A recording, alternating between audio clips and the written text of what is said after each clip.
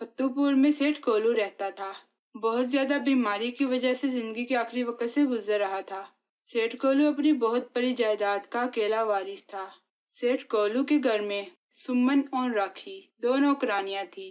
گولو کو اس بات کا احساس ہو گیا تھا کہ اس نے سرکاری نوکری کے آڑ میں رشوت خوری اور حرام کی کمائی کر کے جو دولت اکٹھی کی ہے اس کے کسی کام نہیں آنے والی۔ مرنے کے بعد اس کی ساری دولت کا اسے کوئی فائدہ نہیں ہونے والا۔ گولو سیٹھ یہ سوچ رہا تھا کہ اس کی یہ دولت اس کے مرنے کے بعد کسی نیکی کے کام میں آئے۔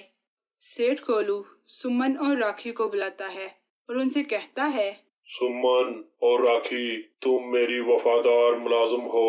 میں نے ساری زندگی تمہیں چند پیسوں کی تنخواہ کے علاوہ کچھ نہیں دیا۔ مالک، آپ صحت یاب ہو جائیں، ہمیں کچھ نہیں چاہیے۔ لیکن میں تمہیں کچھ دینا چاہتا ہوں۔ مالک، آپ کیا دینا چاہتے ہیں؟ میں اپنی پوری دولت تم دونوں کو دینا چاہتا ہوں، لیکن ایک شرط ہے۔ شرط؟ کیسی شرط مالک؟ میں اپنی دولت کسی ایک کے نام کرنا چاہتا ہوں، تم دونوں میں سے۔ میں کچھ سمجھی نہیں مالک۔ میں تم دونوں کے ذمہ ایک کام سونپنا چاہتا ہوں۔ کل دن بھر تم دونوں نیکی اور بلائی کے کام کرو گی اور شام کو آ کر مجھے بتاؤ گی۔ جس کی نیکی بہتر اور اچھی ہوگی میں اپنی جائیداد اس کے نام کر دوں گا۔ سمن اور راکھی گولو کی باتیں سن کر حیران ہوتی ہیں۔ دونوں سوچتی ہیں کہ ایسا کیا کام کریں جو گولو کو پسند آ جائے۔ اگلے دن صبح ہوتے ہی سمن اور راکھی نیکی اور بلائی کے کام کرنے کے لیے نکل پڑتی ہیں۔ راکھی ابھی تک یہ نہیں سوچ پائی کہ اسے نیکی اور بلائی کے لیے کیا کام کرنا چاہیے۔ سمن نے دولت حاصل کرنے کے لالچ میں کئی نیکی کے کام سوچ لیے تھے۔ سمن سب سے پہلے آشرم میں چندہ دیتی ہے اور گاؤں میں بھکاریوں کو بھیک دیتی ہے۔ ہسپتال میں جا کر مریضوں کو دوائیاں خرید کر دیتی ہے۔ گاؤں میں ٹوٹے پھوٹے پرانے اسکول کو مرمت کرواتی ہے۔ راکھی ایسے ہی کسی نیکی کے کام کے لیے گھر سے نکلتی ہے۔ اسے راستے میں ایک بڑی اماں ملتی ہیں جو گندے کوڑے کے ڈرم سے اپنے لیے کھانا تلاش کر رہی تھی۔ کھانے کے ساتھ ساتھ وہ گندا کچرا بھی کھا جاتی ہیں۔ اچانک وہ گر کر تڑپنے لگتی ہیں۔ راکھی انہیں فوراً ہسپتال میں لے جا کر ان کا علاج کرواتی ہے۔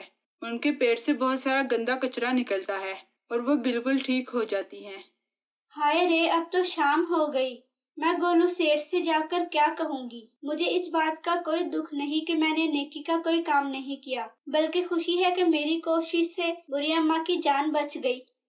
راکھی بڑی اماں کو ہسپتال میں چھوڑ کر گولو کے پاس جاتی ہے۔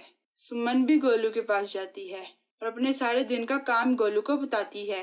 سمن اپنے نیکی کے سارے کاموں کو ایک ایک کر کے گنواتی ہے۔ راکھی بس اتنا ہی بتاتی ہے کہ اس نے سارا دن بڑی اماں کے علاج پر ضائع کر دیا۔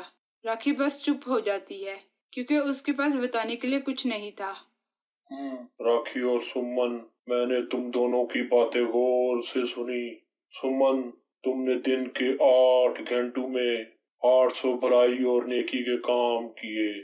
شکریہ مالک۔ راکھی، تم نے دن بھر میں بڑی اماں کے علاج کے علاوہ کوئی کام نہیں کیا۔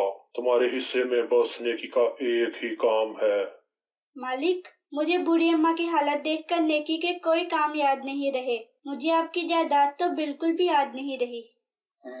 راکھی، تم نے میری جائیداد حاصل کرنے کی فکر چھوڑ کر بوڑھی اماں کی جان بچائی ہے۔ یہ سب سے بڑی نیکی اور بڑائی کا کام ہے، اس لیے میں اپنی ساری جائیداد تمہارے نام کر رہا ہوں۔ مجھے یقین ہے تم میری دولت کا صحیح استعمال کرو گی، اس سے مجھے سکون ملے گا۔ مالک، آپ نے میرے لیے کچھ نہیں سوچا؟ سمن، فکر مت کرو، میں تمہیں بھی کچھ نہ کچھ دے کر ہی جاؤں گا۔ مالک، مجھے آپ کی جائیداد کی خواہش نہیں ہے، آپ سمن کو ہی سب کچھ دے دیں۔ نہیں راکھی، آج سے تم ہی میری جائیداد کی مالک ہو۔ بس ایک ہی گزارش ہے تم سے، میری زندگی کے آخری دنوں میں میرے ساتھ رہ کر میری خدمت کرنا، اس سے مجھے شانتی ملے گی۔ راکھی سیٹھ کولو کا شکریہ ادا کر کے بڑی اماں کے پاس جاتی ہے جس کا اس نے علاج کروایا تھا۔ راکھی بڑی اماں کے پاس جا کر انہیں اچھا اور صاف کھانا کھلاتی ہے۔ اسے کھا کر بڑی اماں بالکل ٹھیک ہو جاتی ہیں۔ راکھی بڑی اماں کو گولو کے گھر لے آتی ہے۔ بڑی اماں راکھی کے ساتھ وہی رہنے لگتی ہیں۔ راکھی ایک اچھے نوکر کی طرح سیٹھ گولو کی خوب خدمت کرتی ہے، وقت پر دوائی اور کھانا پینا دیتی ہے، اماں کے ہاتھوں کے بنے ہوئے اوشدی کھانے کھلاتی ہے۔ راکھی، تم میری کتنی خدمت کرتی ہو، کبھی آرام بھی کر لیا کرو، آج سے تم میری بیٹی ہو۔ جب تک آپ ٹھیک نہیں ہو جاتے میں آرام نہیں کروں گی مالک۔ راکھی کی خدمت کے آگے بیماری کو بھی گھٹنے ٹیکنے پڑے۔ بڑی اماں کے اوشدی کھانوں نے بھی خوب اثر دکھایا اور سیٹھ گولو پوری طرح صحت یاب ہو جاتا ہے۔ راکھی، اب تو ڈاکٹر نے بھی کہہ دیا ہے میں پوری طرح ٹھیک ہو گیا ہوں، یہ تمہاری وجہ سے ہی راکھی ممکن ہوا ہے۔ نہیں مالک، آپ کے صحت یاب ہونے میں دوائیوں کے ساتھ بری اماں کے اوشدی کھانوں کا بھی کرشمہ ہے۔ ہاں راکھی، بڑی اماں کے کھانوں نے میرے جیسے مریض کے لیے جڑی بوٹی کا کام کیا ہے، بے جان جسم میں جیسے جان ڈال دی۔ مالک، آپ سے ایک گزارش کرنی ہے، کیوں نہ اس بڑی اماں کو ہم اپنے ساتھ رکھ لیں؟ کیوں نہیں راکھی بیٹی، تم ہی اس دولت کی اصل وارث ہو، جسے چاہے مرضی اپنے ساتھ رکھو، مجھے اس پہ کوئی اعتراض نہیں، میں نے تمہیں اپنی بیٹی جو کہہ دیا ہے۔ اور اس طرح راکھی، گولو اور بڑی اماں خوشی خوشی اپنی زندگی گزارنے لگے۔